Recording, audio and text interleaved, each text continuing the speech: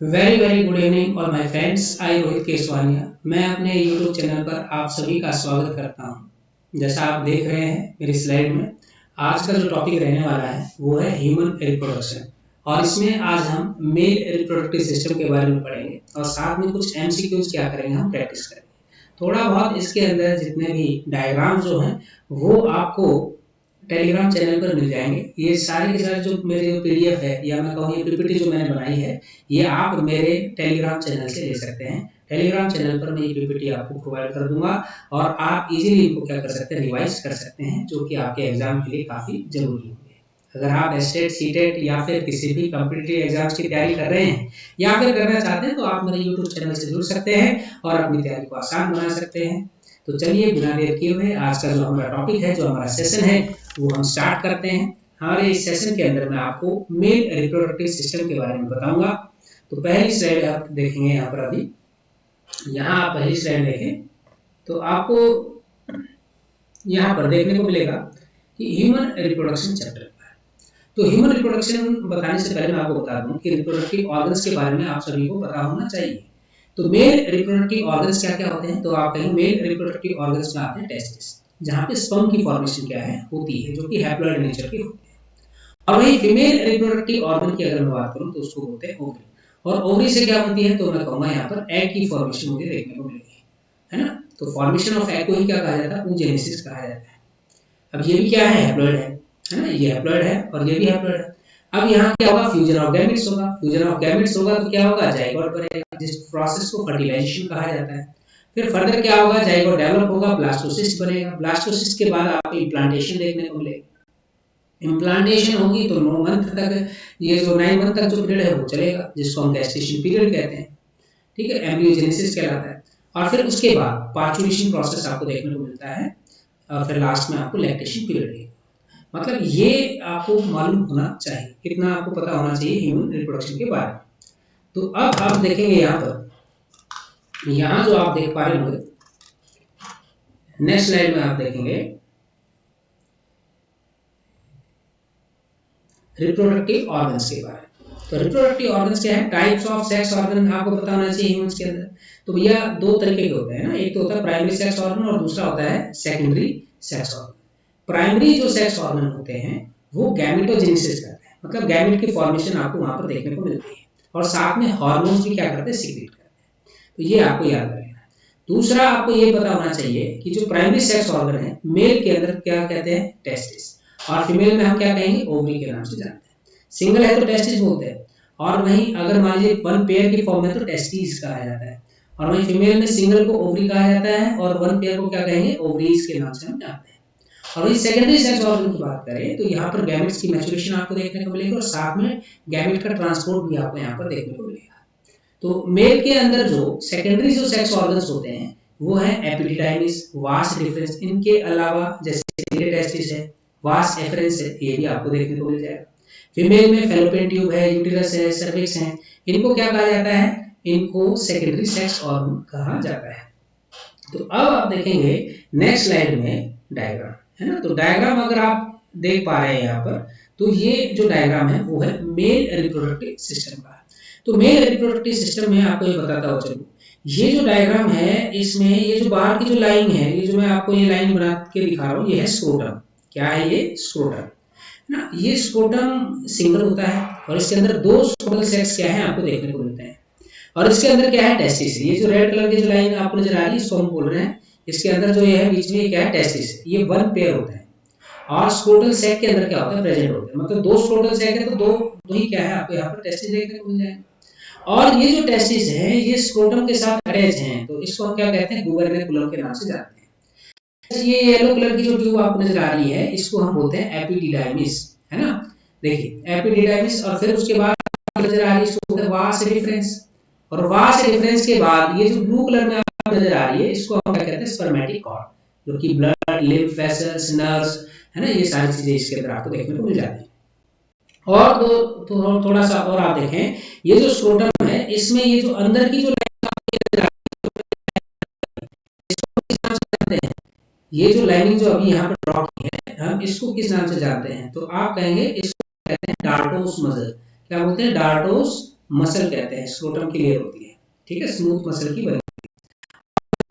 इसके नजदीक जो आपको मिलेगी इसको बोलते हैं क्रीमास्टर मसल के नाम से स्केलेटल होती है ना, स्केलेटल टिश्यू की बनी होती है। चलिए आगे देखते हैं। यहाँ पर ये जो ट्यूब है, ये जो ट्यूब आपको जो बड़े वाली जो ट्यूब आपको जो नजर आ रही है, इसको हम क्या कहते हैं, इजैकुलेटरी डक्ट बोलते हैं, इसको हम कहते हैं सेमिनल वेसिकल। इजैकुलेटरी डक्ट ये यहाँ पर ओपन होती है, कहाँ, यूरिनोजेनिटल डक्ट। ये ऊपर यूरिनरी ब्लैडर है, यूरिनरी ब्लैडर के बाद लाइन जो नजर आ रही है यूरिनरी डक्ट है, ये नीचे ग्लैंड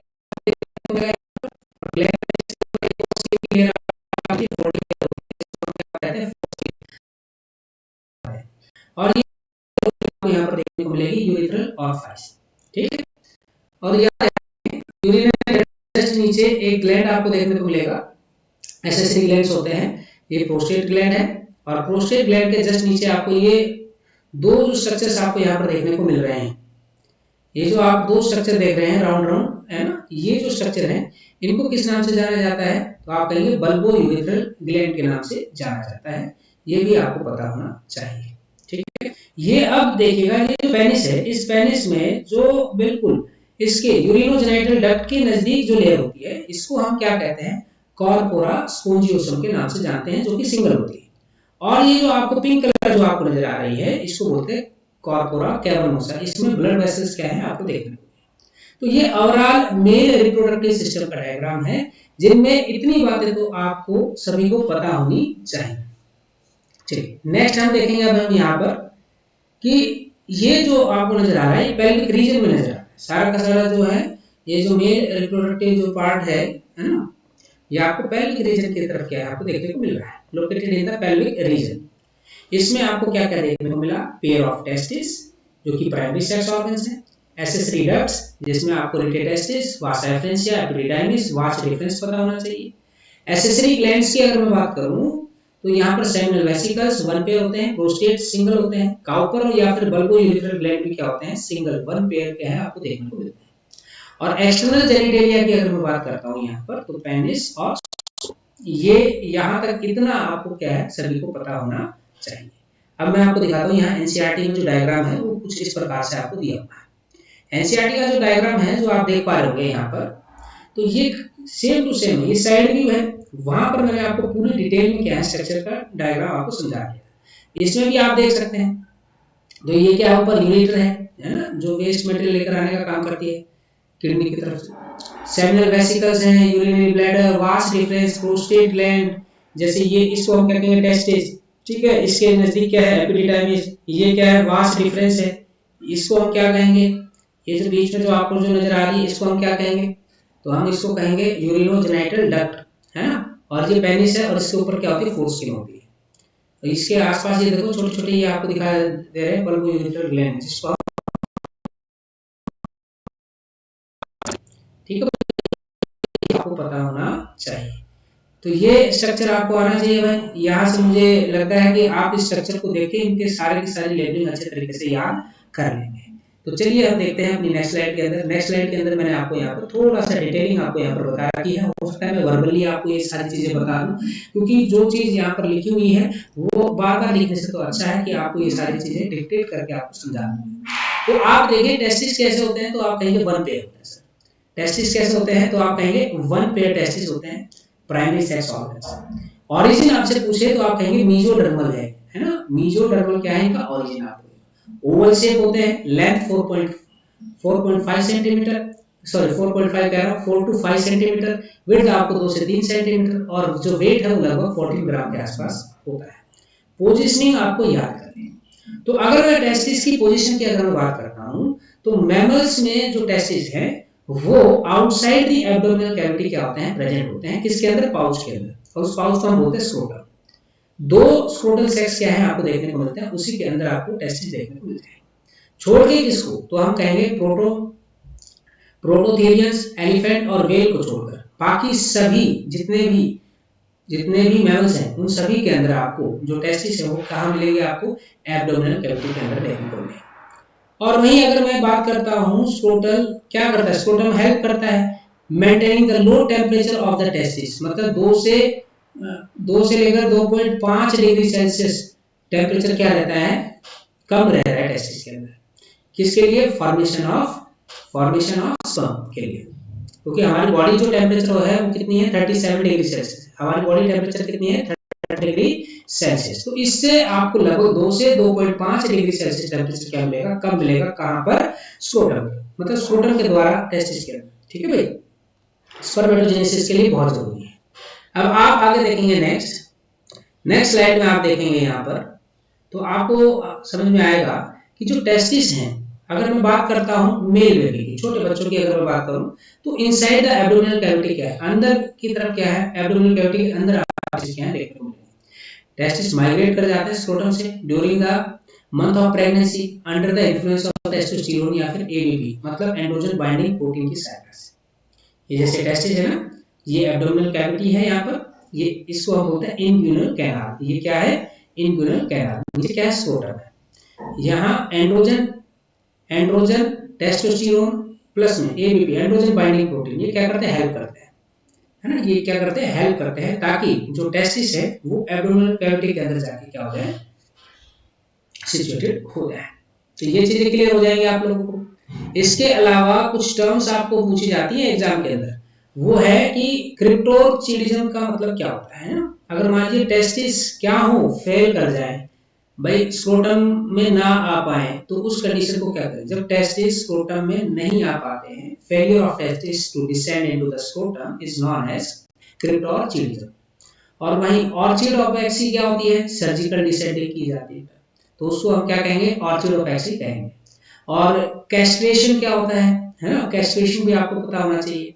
तो कैस्ट्रेशन का मतलब होता है रिमूवल ऑफ द टेस्टिस, मतलब टेस्टिस को हटा देना, मतलब टेस्टिस के रिमूवल को ही कास्ट्रेशन कहा जाता है। ये वाला क्वेश्चन भी आप लोगों को पता होना चाहिए कि ये बुल के अंदर क्या किया जाता है? कास्ट्रेशन किया जाता है, बुल बना दिया जाता है उनको, मतलब ऑक्स बना देते हैं, है ना।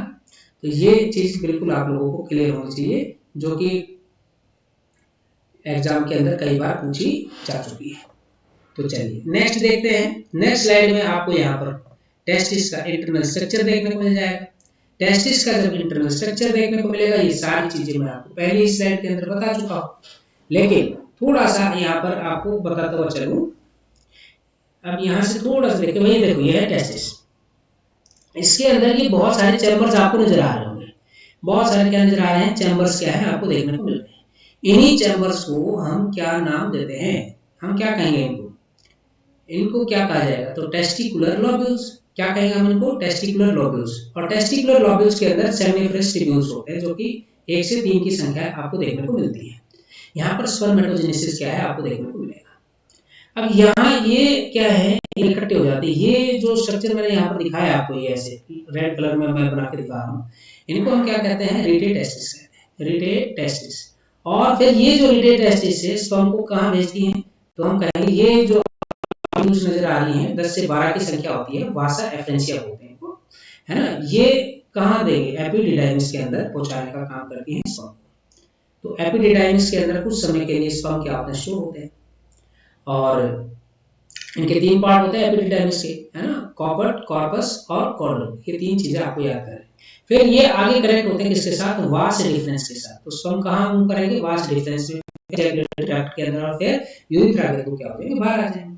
और ये कुछ लेयर्स भी आपको पता होनी चाहिए। सबसे बाहर वाली लेयर को हम बोलते हैं टूनिका वेजिनलिस, है ना, वेजिनलिस। टूनिका वेजिनलिस कहते हैं, जो सबसे बाहर वाली है, इनकम्प्लीट लेयर होती है ना, इनकम्प्लीट लेयर है, ये आपको पता होना चाहिए।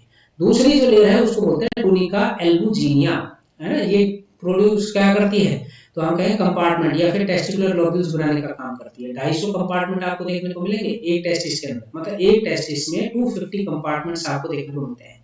और ये क्या प्रोड्यूस करती है? टूनिका एल्बुजिनिया प्रोड्यूस करने का काम करती है। तीसरी जो आपको नजर आती है उसको बोलते हैं टूनिका वेस्कुलरिस, है ना। ये प्रेजेंट होती है बिटवीन द लोब्यूल्स। ये जो लोब्यूल्स आपको नजर आ रहे हैं, इनके बीच में आपको ये देखने को मिलती है क्या? Tunica vascularis. ठीक है भाई, ये चीज भी आप लोगों को क्या है? पता होनी चाहिए। अब बारी आती है कि स्पर्म किस तरीके से फ्लो करेंगे, है ना। फ्लो ऑफ स्पर्म की अगर मैं बात करता हुआ चलूं, तो देखिए सबसे पहले सेमिनिफरस ट्यूब्यूल्स। सेमिनिफरस ट्यूब्यूल्स में क्या होगा? स्पर्म की फॉर्मेशन होगी, मतलब जो स्पर्म की फॉर्मेशन हो चुकी है, तो स्पर्म कहाँ जाएंगे? ट्यूबुलर रेक्टाई के अंदर जाएंगे। ट्यूबुलर रेक्टाई के बाद कहाँ जाएंगे, रेटे टेस्टिस में, फिर उसके बाद वासा एफरेंशिया के अंदर, फिर एपिडिडाइमिस, फिर वहां से डिफरेंस, और फिर उसके बाद इजैकुलेटरी डक्ट के अंदर जाने का काम करें। ये चीज आप सभी को याद होनी चाहिए। नेक्स्ट आपको यहाँ बता दें, यहाँ पर मैंने टीएस दिखा रखा है, testis from the seminiferous tubules. TS अगर हम करते हैं सेमिनिफरस ट्यूब्यूल्स का, तो आपको अंदर क्या क्या देखने को मिलता है। तो आपको ये जो नजर आ रहे हैं, तो ये स्ट्रक्चर देखिएगा कंप्लीट। ये जो स्ट्रक्चर आपको ब्लू कलर में जो नजर आ रहा है, इसको बोलते हैं सेमिनिफरस ट्यूब्यूल्स। जैसे एक सेमिनिफरस ट्यूब्यूल है, दो, और ये तीसरी सेमिनिफरस ट्यूब्यूल, ये मेन है। तो अगर इस मेन में अगर आप देखेंगे तो आप उसी सेल्स देखने को मिलेंगे, सर्टोली सेल्स मिलेंगे देखने को, ठीक है। इसके अलावा आपको स्पर्मेटोगोनिया क्या है देखने को मिलते हैं। ये जो आपको येलो कलर में नजर आ रहे हैं, इनको बोलते हैं स्पर्मेटोगोनिया, जो कि अब ये इनमें मियोसिस होगी, तो मियोसिस होंगे तो क्या बनेंगे, स्पर्मेटिड्स बनेंगे। स्पर्मेटिड्स बनने के बाद क्या स्पर्म बनेंगे, है ना। तो मैच्योर होकर क्या बन जाएंगे, स्पर्म बन जाएंगे। तो इस प्रोसेस को स्पर्मेटोजेनेसिस कहा जाता है। और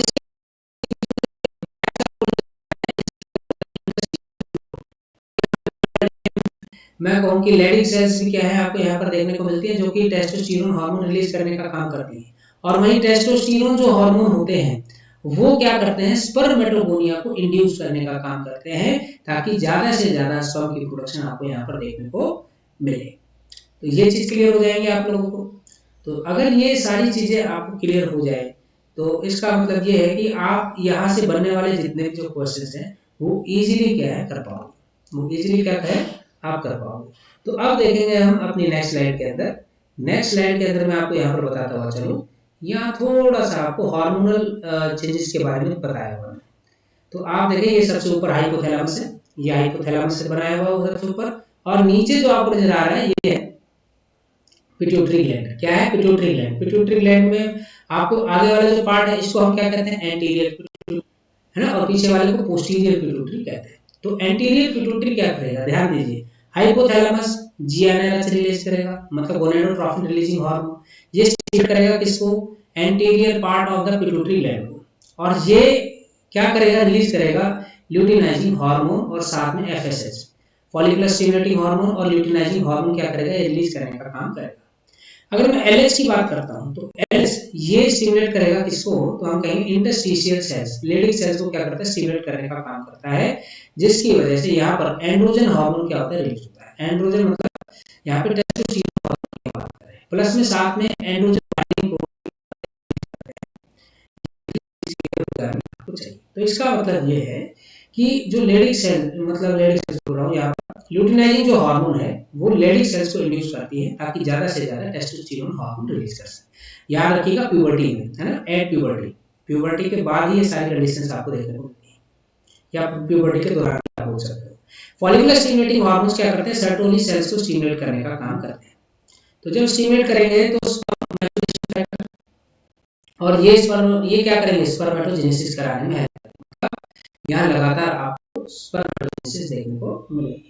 और इधर आप देखें टेस्टोस्टेरोन को इंड्यूस करने का काम करता है। नेगेटिव फीडबैक मैं आपको बता देता हूँ, यहाँ पर जो रेड कलर है ना, ये नेगेटिव फीडबैक यहाँ पर शो है। अगर मान लीजिए एंड्रोजन हार्मोन बिल्कुल एक्यूरेट अमाउंट में बन चुका है, तो यहाँ से नेगेटिव फीडबैक जाता है किसके पास, तो आप कहेंगे, आप देखें जीएनआरएच के पास और एलएच के पास, है ना। तो पिट्यूटरी ग्लैंड तक जाएगा, वहां नेगेटिव फीडबैक आपको देखने को मिलेगा। जब नेगेटिव फीडबैक मिलेगा, तो यहाँ से क्या होगा, ल्यूटिनाइजिंग हार्मोन रिलीज होना बंद हो जाएगा। जब बंद हो जाएगा तो इसका मतलब अब टेस्टोस्टेरोन हार्मोन की ज्यादा फॉर्मेशन नहीं होगी। और उसी प्रकार से जब स्पर्म की फॉर्मेशन कंप्लीट हो जाती है, तब क्या होगा, तब नेगेटिव फीडबैक आपको देखने को मिलता है सर्टोली सेल से, जो कि इनहिबिन है ना, प्रोटीन है। ये क्या करेगा, एफएसएच को स्टिमुलेट करेगा, नेगेटिव फीडबैक भेजेगा, जिसकी वजह से एफएसएच करेगी यहाँ पर स्पर्मेटोजेनेसिस को स्टॉप कर देगी। तो इतना आप लोगों को क्या है पता होना चाहिए। ये हार्मोनल था, थोड़ा सा रेगुलेशन आपको ये पता हो चल जाएगा। अब थोड़ा सा फंक्शन हम देख लेते हैं। सर्टोली सेल्स का फंक्शन अगर देखें, तो structural support and nutrition provide करने का काम करती है ना, स्पर्म की डेवलपमेंट में क्या करती है, हेल्प करती है, ध्यान रखिएगा। Act as a blood sperm barrier का भी काम करती है। फैगोसाइटोसिस, मतलब फैगोसाइटोसिस का मतलब क्या है कि बाहर से आने वाले जो जर्म है ना, उनको भी किल करने का काम करती है। तो ये ध्यान रखें, सर्टोली सेल क्या सीक्रेट करती है, एंड्रोजन बाइंडिंग प्रोटीन। इनेबिन जो कि FSH को इनहिबिट करने का काम करती है, जिसकी वजह से स्पर्मेटोजेनेसिस रुक जाती है। सर्टोली सेल्स क्या रिलीज करती है? स्पर्म मैच्योरेशन फैक्टर भी रिलीज करती हैं। और इसके अलावा ये the month of the fetal life, इसके अलावा at the time of the puberty spermatogenesis क्या है? कराने का काम करती है। ये इतना क्लियर हो जाना चाहिए भाई आप लोगों को, ठीक है भाई। नेक्स्ट आप देखेंगे यहाँ पर, तो स्लाइड मैंने काफी बनाई है, स्लाइड तो बहुत है। अब यहाँ पर थोड़ा थोड़ा मैं आपको ओवरव्यू देना चाहूंगा, क्योंकि नहीं तो वीडियो काफी लंबी हो जाएगी। आप लोग शुरू से लेकर लास्ट तक जरूर देखा करें, क्योंकि इसमें इंपॉर्टेंट चीजें क्या है हम यहाँ पर डिस्कस करने जा रहे हैं। जो भी बच्चा जैसे मान लो कोई फ्रेश है, बिल्कुल ही 12th क्लास में पढ़ रहा है, तो वो भी अच्छे तरीके से इस चीज को समझ सकता है। तो देखिए, मेल और फीमेल की अगर बात करें यहाँ पर, तो ये जो है ये +2 के अंदर पढ़ाया जाता है, और +2 में भी का कोचिंग सेक्शन को पढ़ाया जाता है, जो कि नीट की तैयारी कर रहे होते हैं। अब ये एग्जाम के अंदर पूछा जाता है हमारे। तो अब देखिए भाई, मेल की बात करें तो मुलेरियन डक्ट और साथ में वॉल्फियन डक्ट है ना। मुलेरियन डक्ट क्या होती है? कन्वर्ट हो जाती है to the female structure of the reproductive system, जैसे कि वेसिकल इन द मेल। और वही वॉल्फियन डक्ट क्या है? Convert into the male structure of the reproductive system, जो कि क्या करते हैं? एक्टिवेट करते हैं, टेस्टोस्टेरोन के द्वारा एक्टिवेट हो जाते हैं, और covered by the epididymis vast difference. ये आपको याद। फीमेल में मुलेरियन डक्ट क्या करते हैं? AMF है ना। तो यहाँ देखिएगा एब्सेंट होता है यहाँ पर, और ये कन्वर्ट कर देते हैं किसको? Into fallopian tube, uterus, vagina में। और यही वॉल्फियन क्या करती है? टेस्टोस्टेरोन यहाँ पे एब्सेंट होता है, तो इसका मतलब ये इनएक्टिव फॉर्म है, आपको देखने को मिलेगा। ये क्वेश्चन आपको देखना है इसका, ये आपको क्वेश्चन के फॉर्मेट में आपको और अच्छे तरीके से डिटेल में आपको बता दूंगा। तो आप यहाँ देखें नेक्स्ट आप देखें यहाँ पर नेक्स्ट स्लाइड में एपिडिडाइमिस के मैंने फंक्शन बताया, थोड़ा बहुत इसके बारे में बताया, फिर उसका फंक्शन बताया। एपिडिडाइमिस 6 सेंटीमीटर इसकी लेंथ होती है, टाइटली कोइल्ड डक्ट है, लगभग 10 से 12 वासा एफरेंसिया क्या है आपको देखने को मिलती है, जो कि वासा डिफरेंस में ओपन होती है। मेजर फंक्शन क्या है? स्टोरेज का है, फंक्शनल मैच्योरेशन ऑफ स्पर्म, और साथ में आपको ये बता देता हूं कि यहाँ जो स्पर्म है मैच्योर होते हैं, और मैच्योर होने के बाद कुछ समय के लिए यहाँ स्टोर होते हैं, और फिर आगे ये मूव कर जाते हैं। वास्ट डिफरेंस की लेंथ कितनी है? 40 सेंटीमीटर होती है, और ये अराइज होते हैं कहां से? कोडा एपिडिडाइमिस। मैंने आपको बताया था एपिडिडाइमिस को 3 पार्ट में हम बांटते हैं। तो ये ओपन कहां होती है? अराइज कहां से होती है? कोडा epididymis, and open into ejaculatory duct. और कहां ओपन होती है? इजैकुलेटरी डक्ट में जाके ओपन होती है। फंक्शन क्या है?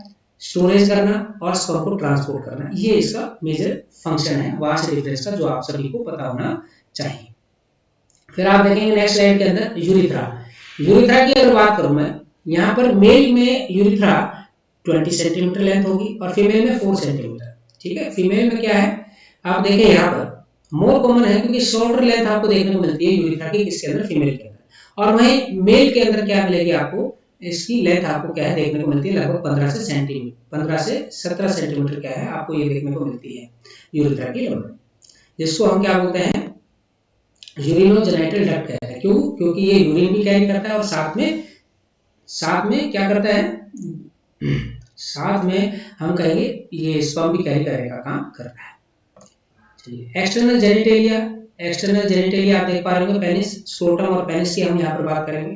तो पेनिस है मेल का कॉपुलेटरी ऑर्गन, और यहाँ जो मेल एक्सटर्नल जेनिटेलिया है made up of special tissue that has in the erection of the penis to the facilitate insemination. ये मैंने आपको स्टार्टिंग में भी आपको बताया था कॉर्पस स्पोंजियोसम और कॉर्पस कैवर्नोसा के बारे में, है ना। कॉर्पस जो स्पोंजियोसम है, तो ये इरेक्टाइल टिश्यू होती है, एक प्रकार से सिंगल होती है, और यूरिथ्रा के चारों तरफ आपको देखने को मिलेगी। और कॉर्पस कैवर्नोसा की बात करूं मैं यहाँ पर, ये 1 पेयर की होती है, और ये आपको मिल जाएगी कहाँ पर? तो आपको साइड में आपको देखने को मिलते हैं। एज अगर मैं कहता हूँ कि कॉर्पस स्पोंजियोसम के साइड में आपको क्या देखने को मिलती है? कॉर्पस कैवर्नोसा सेल क्या है आपको देखने को मिलती है, जिसमें थोड़े बहुत ब्लड वेसल्स आपको देखने को मिलते हैं। नेक्स्ट आपको क्या याद रखना है? नेक्स्ट आपको याद रखना है रेगुलेशन, है ना, regulation of erecting and ejaculation. यहाँ से तो चलो कोई नहीं है, क्वेश्चन नहीं पूछा जाता है यहाँ से। और यहाँ से देखिए एसेसरी ग्लैंड से रिलेटेड क्वेश्चंस पूछे गए हैं। एसेसरी ग्लैंड की बात करें तो एसेसरी ग्लैंड्स में सेमिनल वेसिकल्स मैंने आपको पहले बता दिया था 1 पेयर होते हैं, प्रोस्टेट ग्लैंड सिंगल होते हैं, बल्बोयूरिथ्रल ग्लैंड 1 पेयर होते हैं, जिनको हम काउपर्स ग्लैंड के नाम से भी जानते हैं। ये सभी के सभी क्या करते हैं? सीक्रेशंस प्रोवाइड करने का काम करते हैं। नेक्स्ट आप देखेंगे यहाँ पर, नेक्स्ट आप देखेंगे नेक्स्ट स्लाइड के अंदर कि सेमिनल वेसिकल, प्रोस्टेट ग्लैंड और बल्बोयूरेथ्रल ग्लैंड के बारे में थोड़ा थोड़ा आपको यहाँ पर कंटेंट मिलेगा। देखिए सेमिनल वेसिकल्स वन पेयर होते हैं, 60 to 70% वॉल्यूम होता है सीमेन का इस सेमिनल वेसिकल के सीक्रेशन का। सेमिनल फ्लूइड कैसे होता है, अल्कलाइन नेचर है, पीएच 7.4 के समथिंग आपको देखने को मिलती है। येलो और विस्कस फ्लूइड आपको देखने को मिला है जिसके अंदर फ्रक्टोज, प्रोस्टाग्लैंडिन्स ये आपको देखने को मिलते हैं जो कि क्या करने में हेल्प करते हैं, नरिशमेंट प्रोवाइड करने का काम करते हैं। इवन अगर मैं बात करता हूँ प्रोस्टेट ग्लैंड की, ये सिंगल होते हैं, यूरेथ्रा के चारों तरफ आपको देखने को मिलेंगे और 20 से 25% जो सीक्रेशन है वो सीमन के अंदर इसी की होती है, लेकिन ये स्लाइटली एसिडिक होते हैं। क्यों होते हैं, क्योंकि ये नजदीक होते हैं किसके, यूरिनरी ब्लैडर के नजदीक होते हैं, तो इसमें थोड़ा सा नेचर कैसा हो जाता है, यहाँ पर इनका एसिडिक नेचर आपको देखने को मिलता है। पीएच याद रखना है इसका 6.5। मिल्की फ्लूइड है जिसके अंदर सिट्रिक एसिड है ना। प्रोटोलाइटिक एंजाइम्स क्या है आपको देखने को मिल सकते हैं इसके अंदर। फिब्रिनोलाइसिन क्या है आपको देखने को मिल जाएगा। सेमिनल प्लाज्मा, एंटीबायोटिक, मतलब बहुत सारी चीजें क्या है आपको यहाँ पर देखने को मिलती हैं, जैसे कि कैल्शियम है, फॉस्फेट है, ये भी क्या है आपको यहाँ मिल जाएंगे। तो ये देख लीजिएगा, मैं आपको ये पीपीटी प्रोवाइड कर दूंगा अपने टेलीग्राम चैनल में और वहां से आप ये चीजें प्राप्त कर सकते हैं और इसको इजीली अच्छे तरीके से पढ़ें और अपने एग्जाम की तैयारी बहुत बेटर तरीके से करें। लास्ट है काउपर ग्लैंड है, बल्बोयूरेथ्रल ग्लैंड है, वन पेयर की फॉर्म में आपको देखने को मिलेंगे। साइज क्या मिलेगा, साइज काउपर ग्लैंड का बिल्कुल छोटे छोटे मटर की तरीके से आपको देखने को मिलते हैं। सेक्सुअल एरोजल के लिए जरूरी है। ये क्या सीक्रेट करते हैं, अल्कलाइन फ्लूइड सीक्रेट करने का काम करते हैं यूरिथ्रा से। और साथ में आपको मैं बता देता हूँ कि जो यूरिथ्रा के अंदर जो यूरिथ्रा में जो एसिडिक जो मीडियम हो जाता है उसको ये क्या करते हैं, न्यूट्रलाइज करने का काम करते हैं। और ये मेजर फंक्शन क्या है इनका, एक तो म्यूकस सीक्रेट करते हैं और साथ में लुब्रिकेट करने का भी काम करते हैं किसको, पेनिस को। जी यहाँ तक था हमारा शायद आज का। और लास्ट स्लाइड में अगर मैं देखूं तो थोड़ा सा मैंने सीमन के बारे में बताया है। तो स्पर्म और सेमिनल प्लाज्मा, स्पर्म और एक मिनट दीजिएगा, स्पर्म और सेमिनल प्लाज्मा को मिलाकर हम क्या कहते हैं, सीमन कहते हैं। यहाँ हम बोल सकते हैं फ्लूइड ऑफ एसेसरी ग्लैंड्स। ठीक है, फ्लूइड कहाँ से आए हैं, सेमिनल वेसिकल से, प्रोस्टेट से और काउपर ग्लैंड से। स्लाइटली एल्कलाइन होते हैं, 7.2 से लेकर 7.7 क्या है इनका पीएच होता है। वॉल्यूम जो है सीमेन का वो टिपिकली इजैकुलेशन का यहाँ पर बताया गया है 2 से लेकर 2.5 मिलीलीटर होता है, जिसके अंदर लगभग आपको 200 से 300 मिलियन स्पर्म्स क्या है सिंगल इजैकुलेशन के अंदर आपको देखने को मिलेंगे। तो ये था आज का हमारा सेशन और इसके बाद हम कुछ क्वेश्चंस देख लेते हैं, शायद 10 से 12 क्वेश्चंस होंगे, वो प्रैक्टिस कर लेते हैं ताकि जितना भी हमने पढ़ा है उससे हमें पता चले कि हमारी तैयारी कैसी है, हमने कितना कितना हमें समझ में आया। तो चलिए हम स्टार्ट करते हैं पहले क्वेश्चन से। पहला क्वेश्चन आपकी स्क्रीन के ऊपर आपको देखने को मिल ही रहा है और पहला क्वेश्चन आप देखें कि ट्रांसफर ऑफ, चलो इससे पहले एक और दो क्वेश्चन और थे मेरे ना, दो क्वेश्चन और देखते हैं। पहले ये क्वेश्चन लीजिए, पहले इन क्वेश्चन को देखेंगे हम। पहला क्वेश्चन है आपके पास यहाँ पर, in human maturation of sperms takes place at temperature. तो भैया आपको बताना है कि ह्यूमंस के अंदर जो स्पर्म जो मैच्योर होते हैं तो उनके लिए टेम्परेचर कितना चाहिए, क्या बॉडी टेम्परेचर के इक्वल चाहिए, क्या बॉडी टेम्परेचर से ज्यादा चाहिए, क्या बॉडी टेम्परेचर से कम चाहिए, या फिर कोई भी टेम्परेचर चलेगा। तो आंसर क्या हो जाएगा, सी ऑप्शन आपका यहाँ पर करेक्ट हो जाएगा, क्योंकि लोअर क्या है चाहिए, कितना 2 से 2.5 डिग्री सेल्सियस क्या होना चाहिए, बॉडी टेम्परेचर से कम होना चाहिए, तभी स्पर्मेटोजेनेसिस क्या है होगी।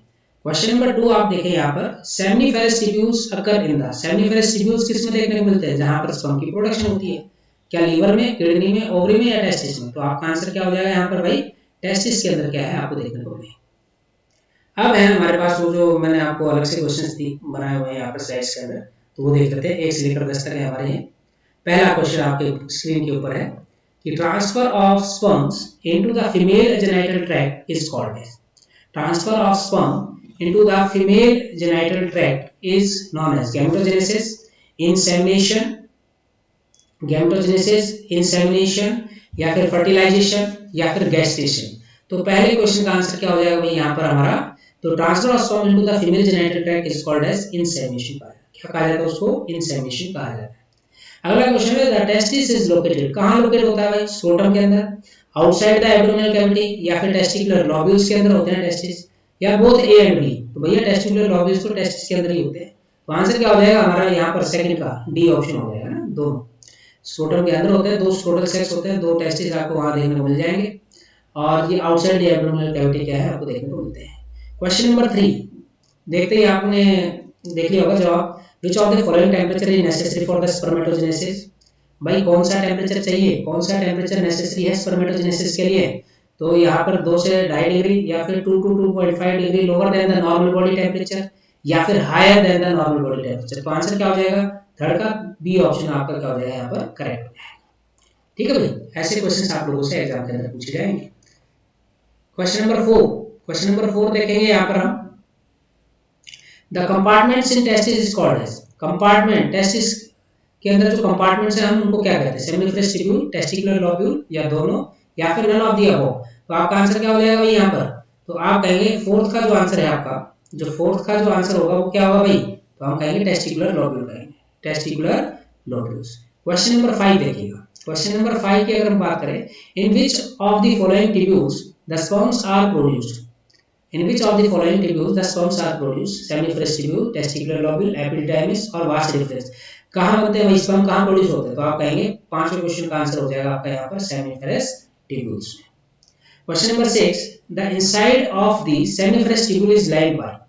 तो जो seminiferous tubule है उसके अंदर की जो लेयर है वो किसकी बनी होती है? Sertoli cell, spermatogonia, male germ cell, या ऑल ऑफ द अबव। तो आपका आंसर हो जाएगा all of the above. Last question है हमारे पास यहाँ पर, 4 क्वेश्चन और हैं, फिर उसके बाद आज का सेशन हमारा क्या हो जाएगा, खत्म हो जाएगा। क्वेश्चन नंबर 7 है, which of the following cells provide nutrition to the germ cells? Interstitial cells, Leydig cells, Sertoli cells, या ऑल ऑफ द अबव। आपको बता रहे नरिशमेंट कौन प्रोवाइड करने का यहाँ पर काम करता है? कि याद रखना भाई Sertoli cells. Which of the following stores and transports the sperms from testis to the outside through the urethra. तो क्वेश्चन नंबर 8 का आंसर क्या हो जाएगा भाई यहाँ पर? तो आप याद रखना भाई ejaculatory duct. Question number 9, question number 9 आप देखेंगे कि the male accessory glands includes only seminal vesicle, only prostate, only bulbourethral, या ऑल ऑफ द अबव। तो आंसर क्या हो जाएगा? All of the above. Question number 10 देखेंगे, the seminal plasma is rich in lactose, fructose, calcium, या both B and C. Answer क्या होगा? Fructose और कैल्शियम क्या है आपको यहाँ पर देखने को मिलेगा। तो ये थे आज के जो क्वेश्चंस। ये इंफॉर्मेटिव वीडियो आपको अगर काफी फायदेमंद लगेगी और कोई भी डाउट हो तो कमेंट बॉक्स में जरूर लिखें। आपसे फिर मुलाकात होगी जल्द ही, तब तक के लिए धन्यवाद।